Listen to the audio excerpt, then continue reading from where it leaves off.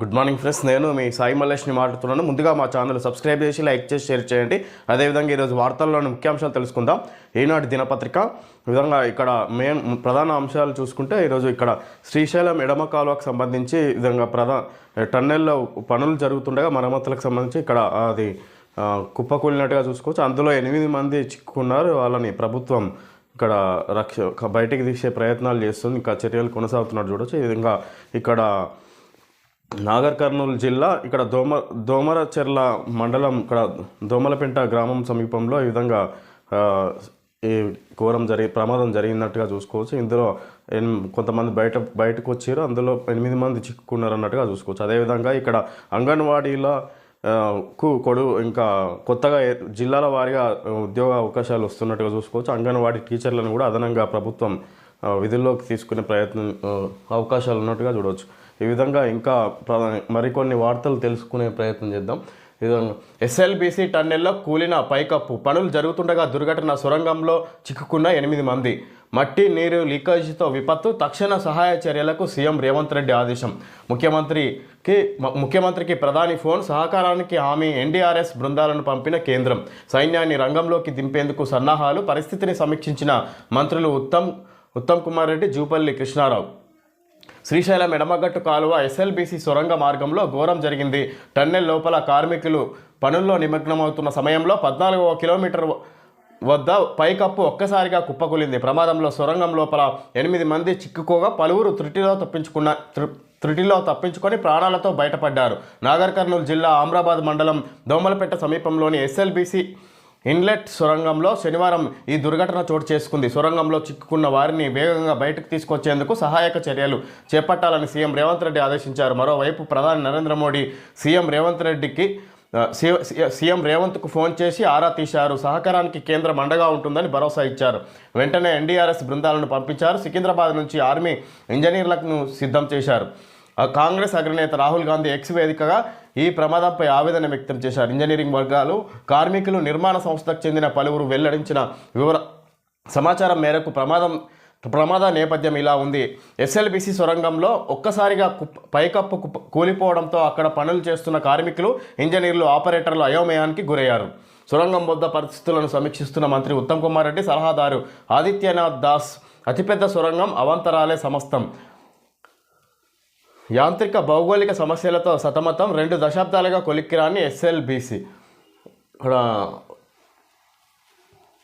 పనులు జరుగుతుండగా దుర్ఘటన, సొరంగంలో కుప్పకూలిన 8 మంది. ఈ విధంగా శ్రీశైలం ఎడమ కాలువకు సంబంధించి టన్నెల్ కుప్పకూలినట్టుగా చూసుకోవచ్చు. ఈ విధంగా నాగర్ కర్నూలు జిల్లా ఆమ్రాబాద్ మండలం దోమలపేట గ్రామ సమీపంలో ఉంటుంది ఎస్ఎల్బీసీ ఇది కాలువకు సంబంధించి పనులు జరుగుతుండగా అక్కడ పైకప్పు వరద ఎక్కువగా రావడంతో ఈ విధంగా తడిసిన మట్టి, అదేవిధంగా అది మరమ్మతులు జరుగుతున్న కారణంగా అది దెబ్బతిని పూర్తిగా కుప్పకూలినట్టుగా చూసుకోవచ్చు. అందులో కొంతమంది బయటకు వచ్చారు. ఇంకా 8 మంది అందులో చిక్కుకున్నారు. ప్రభుత్వం దీనికి కేంద్ర సహాయం కూడా అందుతున్నట్టుగా చూసుకోవచ్చు. ప్రధాని నరేంద్ర మోడీ ఫోన్ చేసి సీఎం రేవంత్కు ఈ విధంగా అన్ని విధాలుగా సహకరిస్తామన్నట్టుగా దీనిపై వాళ్ళని రక్షించాలన్నట్టుగా ప్రభుత్వం ప్రయత్నాలు చేస్తున్నట్టు చూడవచ్చు.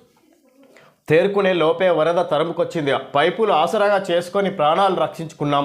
ఈనాడుతో సొరంగం నుంచి బయటకు వచ్చిన కార్మికులు.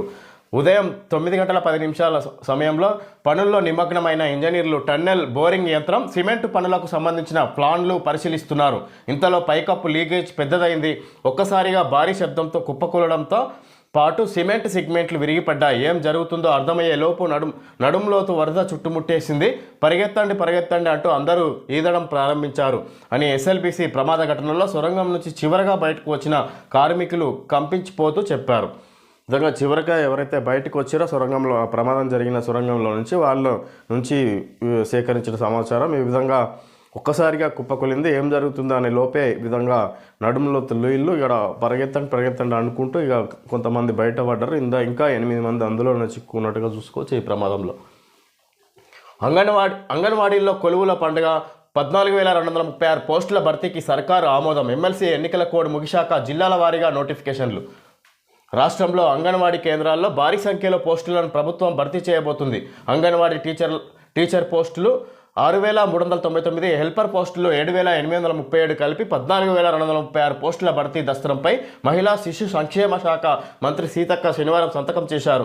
ఎమ్మెల్సీ ఎన్నికల కోడ్ ముగిసిన వెంటనే జిల్లా స్థాయిలో కలెక్టర్ల ఆధ్వర్యంలో ఉద్యోగ నోటిఫికేషన్లు జారీ కానున్నాయి.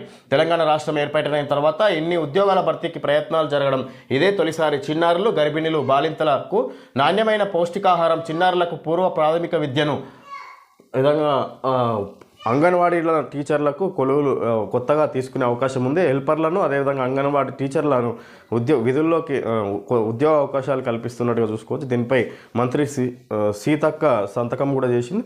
ఎమ్మెల్సీ ఎన్నికల కూడా ముగిసిన వెంటనే నియామకాలు చేపడతారన్నట్టుగా చూసుకోవచ్చు. జనగణనలో కులగణన చేర్చాలి, తెలంగాణ సర్వేతో పోల్చి ఎవరి లెక్క తప్పో నిరూపించాలి. భాజపాకు సీఎం రేవంత్ రెడ్డి సవాల్. దేశవ్యాప్తంగా కులగణన చేయాలంటూ మార్చి 10లోగా తీర్మానించండి. బీసీ సంఘాలకు ముఖ్యమంత్రి పిలుపు. దేశవ్యాప్తంగా నిర్వహించే జనగణనలో కులగణనను చేర్చాలని తెలంగాణ ప్రభుత్వం చేసిన సర్వేతో ఆ లెక్కలను పోల్చి చూసి ఎవరి లెక్క తప్పో ఎవరిది ఒప్పో నిరూపించాలి. భాజపాకు సీఎం రేవంత్ రెడ్డి సవాల్ విసిరారు. ఎక్కడ ఏ వార్డులో ఏ వీధిలో ఉన్నవారి లెక్కలు తప్పున్నాయో కేసీఆర్, కేటీఆర్, కిషన్ రెడ్డి విధంగా జనగణనలో కులగణన చేర్చాలి, అంత కరెక్ట్గా చేసుకొచ్చినాం అన్నట్టుగా సీఎం రేవంత్ రెడ్డి చెప్పుకొస్తారు కులగణన గురించి. ఈ విధంగా కేంద్రం దీనిపై చర్యలు తీసుకోవాలి, మేము ఏ విధంగా ఏ వార్డు తప్పు ఉందో లెక్కలు అవన్నీ మాకు చూపించాలి, మేము తప్పు ఉంటే అన్నట్టుగా మాట్లాడుస్తారు చెప్పుకొస్తారు దీని మీద సీఎం రేవంత్ రెడ్డి. ఈ విధంగా సీఎం కేసీఆర్, కేటీఆర్, ఈ విధంగా కిషన్ రెడ్డిలు వాళ్ళు తప్పుడు ఆరోపణలు చేస్తున్నారు. కులగణనలో ఏ విధంగా తప్పులు ఉన్నాయో వార్డు వారీగా కాలనీ వారీగా చూపించాలన్నట్టుగా చెప్పుకొస్తారు సీఎం రేవంత్ రెడ్డి. మహాబలశాలి మయో రానా. భూమి మీదున్న కంప్యూటర్లన్నింటినీ మించిన శక్తి. గాడ్ చిప్ను ఆవిష్కరించిన మైక్రోసాఫ్ట్ సీఈఓ సత్య నాదెల్ల. మహాబలశాలి మయో రానా భూమి మీదున్న కంప్యూటర్లన్నింటినీ మించిన శక్తి. గాడ్ చిప్ను ఆవిష్కరించిన మైక్రోసాఫ్ట్ సీఈఓ సత్య నాదెల్ల. విధంగా గాడ్ చిప్ ఇది భూమి మీద ఉన్న కంప్యూటర్లన్నింటినీ మించిన శక్తి అన్నట్టుగా సత్య నాదెల్ల చెప్పుకొస్తారు. మైక్రోసాఫ్ట్ సీఈఓ దీన్ని ఆవిష్కరించినట్టుగా చూడొచ్చు.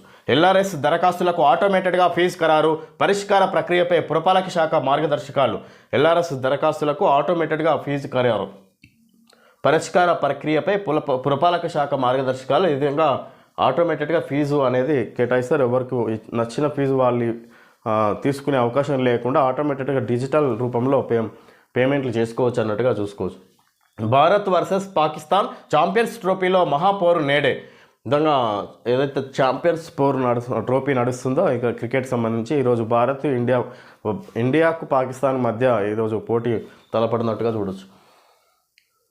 క్షీణించే శక్తి కావాలి యుక్తి.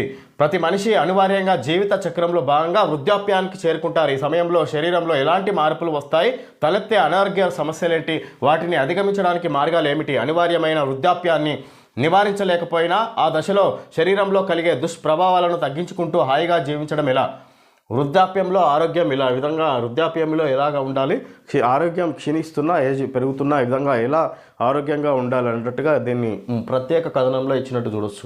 ప్రతి మనిషి అనివార్యంగా జీవిత చక్రంలో భాగంగా వృద్ధాప్యానికి చేరుకుంటారు. ఈ సమయంలో శరీరంలో ఎలాంటి మార్పులు వస్తాయి, తలెత్తే అనారోగ్య సమస్యలేంటి, వాటిని అధిగమించడానికి మార్గాలు ఏమిటి, అనివార్యమైన వృద్ధాప్యాన్ని నిలువరించలేకపోయినా ఆ దశలో శరీరంలో కలిగే దుష్ప్రభావాలను తగ్గించుకుంటూ హాయిగా జీవించడం ఎలా అని దానికి సంబంధించి వివరాలు ఇచ్చినట్టుగా చూడవచ్చు ఇక్కడ ఈనాడు ప్రత్యేక విభాగంలో.